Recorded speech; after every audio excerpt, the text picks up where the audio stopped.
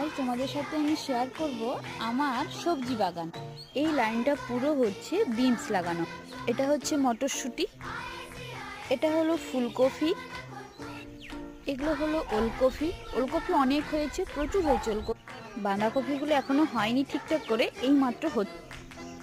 এখানে অনেকটা জায়গা মিলে লাগানো আছে ছোট ছোট বাদাম আলু।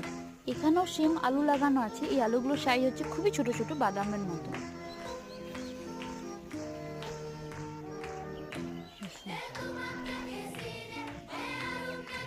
এগুলো হচ্ছে সব রসুন, এই হচ্ছে বেগুন, এই হলো সব পালং শাক। দুবার পালং শাক খাওয়া হয়েছে, এটা 3বার। এই হলো ধনে গাছ, এই হলো পেঁয়াজ, এটা হলো জঙ্গলের উচ্ছে ছোট ছোট, এগুলো এখনো বেরোয়নি, হচ্ছে।